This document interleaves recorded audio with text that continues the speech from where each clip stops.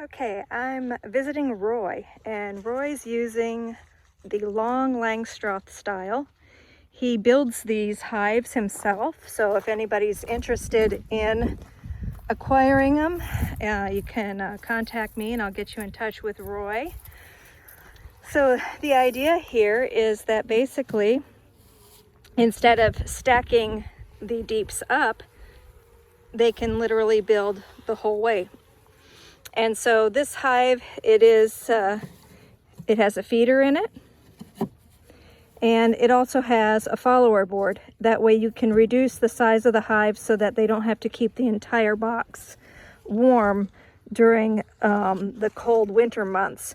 And so we just were checking and we found his queen. So hold on.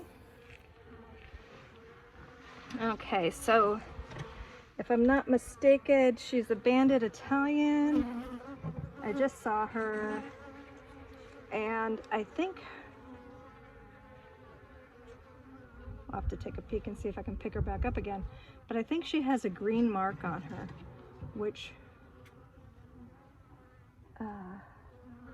we need to remark so that because the attendants have chewed all of her marking off of her thorax, so we need to find her and remark her so that she's easy to spot. Okay, so I checked Roy's hive and he and I remarked the queen. She just had barely a little bit of her paint left on her thorax, so we used Roy's marker, which was kind of strange because his Posca marking pen said bullet tip, but it had a fine tip, so that must have been a bad batch of those marking pens. So those are kind of difficult to use, the real fine tips, so might try to see if I can find an extra marking pen around here for Roy, because that one's just not working right. We also checked his double deep Africanized hybrid hive. It was in a tree that Roy had helped Dan and I remove, and so as part of Roy's thanks for his assistance, he got to keep the bees. And these girls are mean. I feel really bad, but we're gonna requeen them in spring, and we're gonna actually make a split from that one. So Roy's gonna be busy making some more of his long Langstroths because we will need another one for his place, and I think I'm gonna order one too. I would like to have one here for our beekeeping classes. My goal is to have an example of all the different historical and contemporary hives available for all students to see. And so we definitely want to add the long lang in, and I don't have one of those. So I think I'm just, I've been impressed by Roy's design, and I think I'm going to go ahead and order one of those. I like the fact that when you uncover, when you tip the cover off the top of the whole lang, that not all the frames are exposed. You can literally just, it actually looks like a top bar hive at first because you got all these little bars covering all the frames, and you can go ahead and just uncover what you want to look at without bothering the bees. And I think that is a really nice design. I like that part of it. I love the fact that these are deep frames, and you can just, you don't have to worry about not having, a structure like with the top bar hives.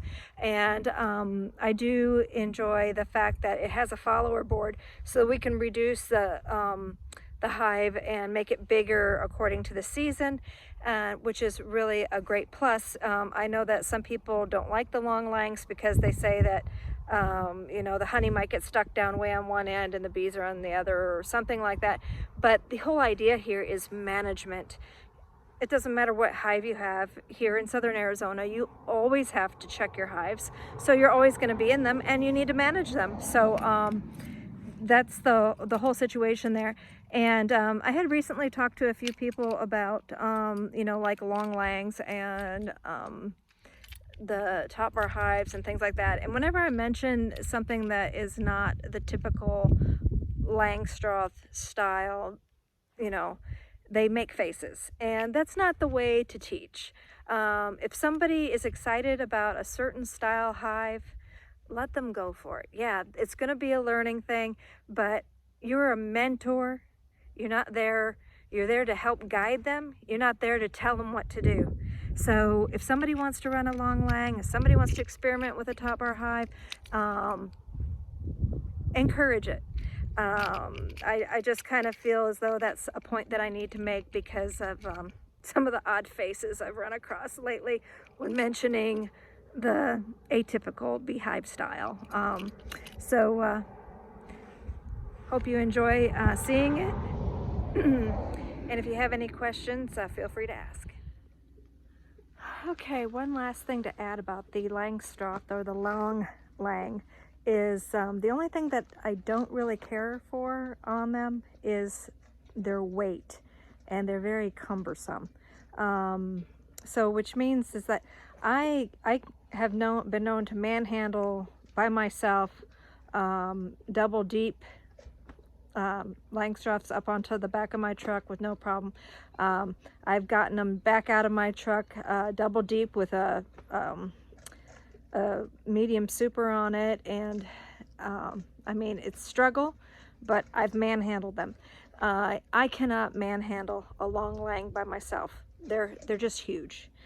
So that's one of the main drawbacks. I always like to give the pros and cons of things, and so if you've got a place where you can just sit them and keep bees, that's perfect. But if you ever need to remove that hive for some reason, like like one of the hobbyists I know, she has a large farm, and all the animals are in kind of close proximity and close to the bees, and so she has long langs, and we're going to have to remove them in order for them to get requeened and to get cleaned up before we take them back, because they lost the European genetics in it, and they've become Africanized. So those are just the cons on them, but they're a really neat style, and I hope that everybody gets a chance to either have one or work with one sometime.